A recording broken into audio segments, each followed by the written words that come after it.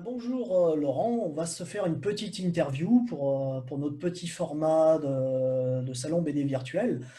On va commencer avec toi parce qu'on se connaît très très bien. Les gens qui s'interrogeront sur notre familiarité doivent savoir qu'on tourne depuis des années ensemble. Donc voilà, Ok. petite présentation. Qui es-tu pour les gens qui ne te connaissent pas encore? Alors bonjour Jim déjà. Alors qui suis-je? Donc Laurent Surac, auteur complet de bande dessinée, puisque je réalise scénario, dessin et couleurs depuis quelques années sur ma série à relater, mais également juste dessinateur sur d'autres séries que j'ai pu faire notamment chez Soleil. Hmm. Et Ça te fait quel âge là? Allez, dis la vérité aux gens. l'âge de mes artères, 46 ans.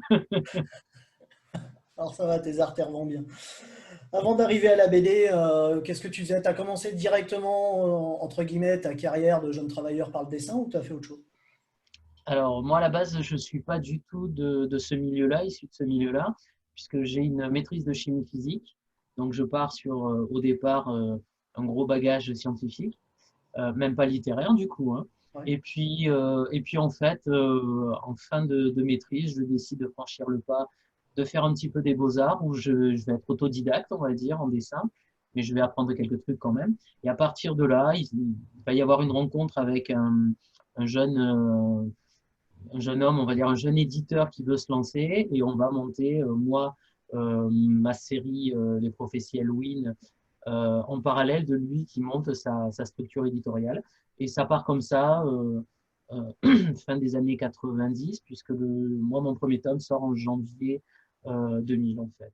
Donc, le truc, c'est que effectivement, après, avec des amis, pendant que j'étais en maîtrise, on avait monté un petit fanzine comme ça sur Arles.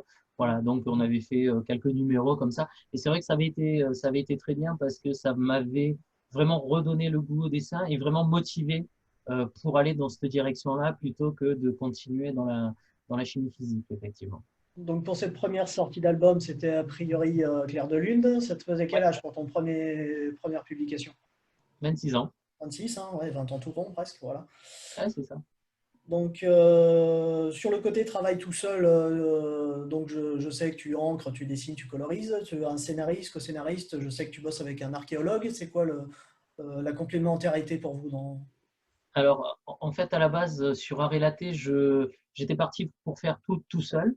D'accord? Et Alain Genot, en fait, archéologue au musée départemental de l'art antique, était là comme soutien scientifique et technique, en fait, hein. Il apportait un regard extérieur, mais pour m'éviter, en fait, de dire trop de bêtises.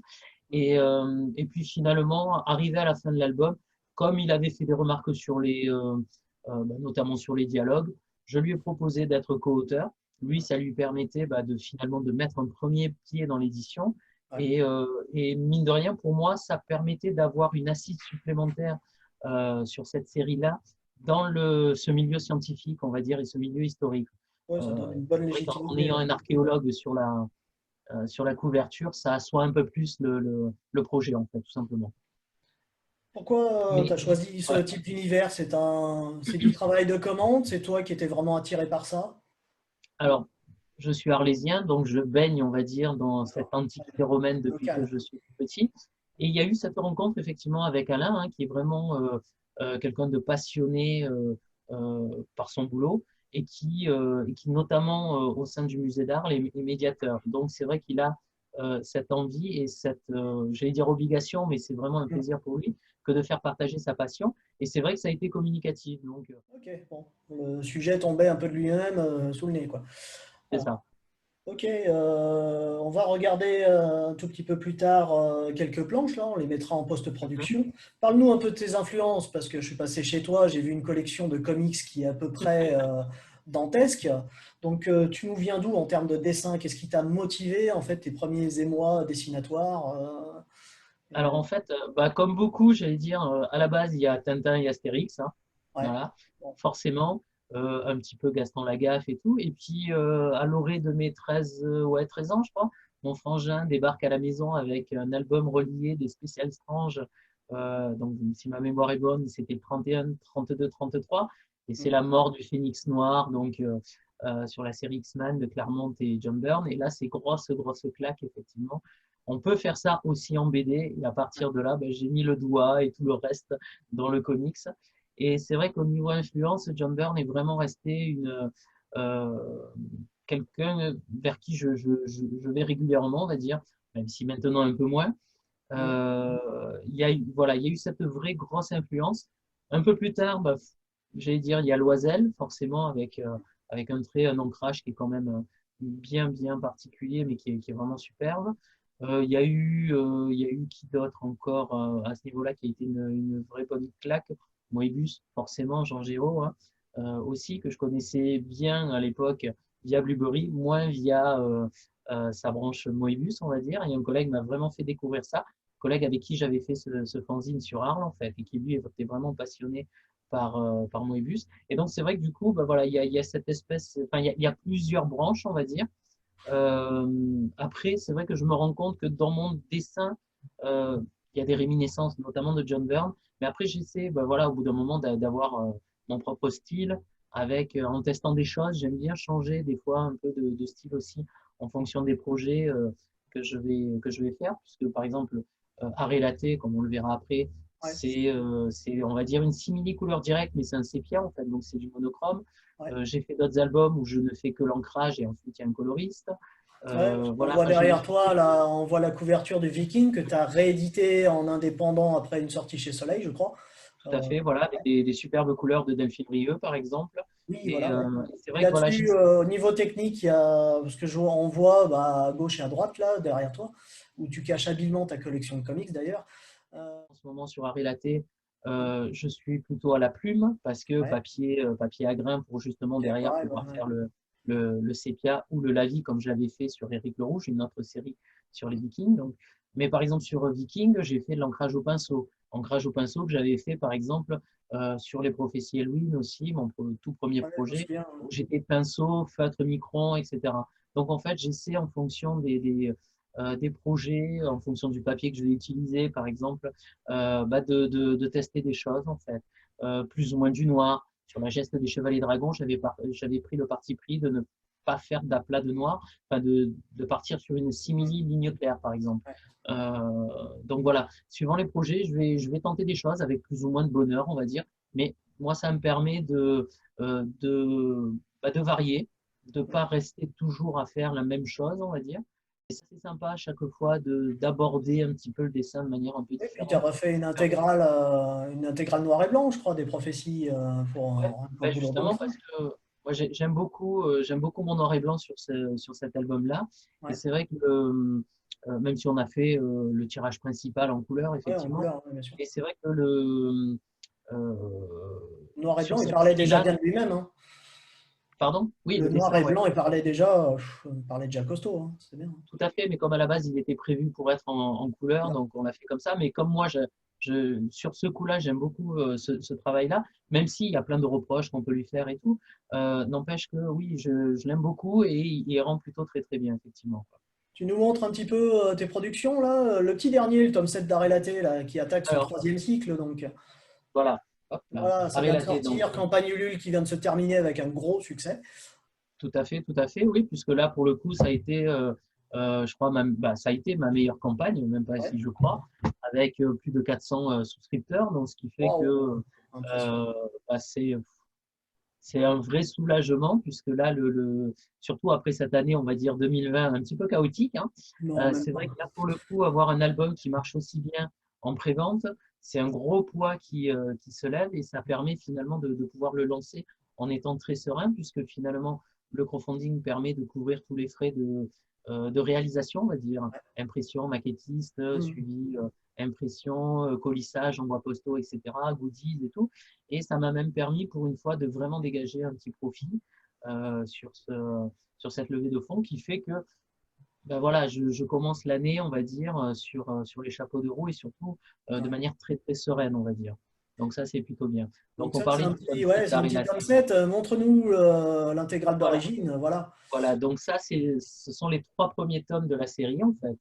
La série qui donc compte actuellement bah, un petit septième album et Voilà. qui est architecturé sous forme de triptyque. Donc chaque triptyque forme une histoire complète, on va dire, avec une intrigue principale.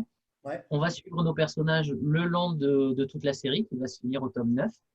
Mais chaque cycle a une grosse thématique. Donc là, nous, l'objectif avec Alain, c'est justement de pouvoir aborder et développer cette société romaine du 1er siècle après Jésus-Christ de manière réaliste, de manière aussi à ce que le lecteur euh, se divertisse en lisant une bande dessinée et en même temps apprenne des choses.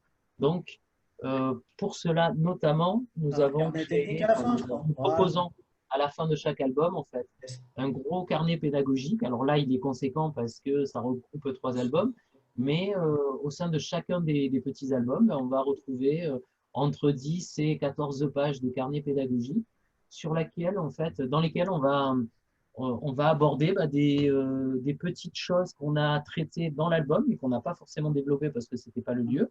L'objectif dans l'album BD, c'est de faire une vraie fiction, une vraie narration et pas de développer des petits points particuliers de l'histoire romaine, on va dire, ou de la société romaine. Et donc, après ça, une fois qu'on a fini la lecture de l'album, on va pouvoir en fait développer le costume romain. Sur ce premier cycle, notamment, on aborde la gladiature romaine. Donc, on va expliquer un petit peu qui sont les gladiateurs, loin des images d'Épinal, Ouais, bien sûr. expliquer qu'il y a des règles parce qu'il y a des arbitres, etc. Voilà.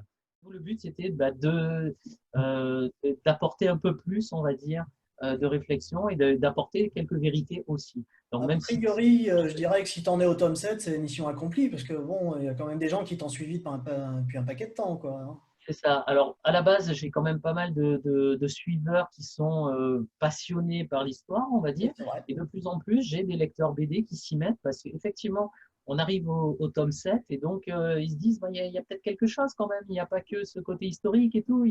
Voilà. Et c'est vrai qu'au final, la série, même si actuellement elle est auto-éditée depuis le tome 4, hein, puisqu'à la Ouais, base, elle voilà. avait été éditée chez un petit éditeur qui s'appelait Cléopas.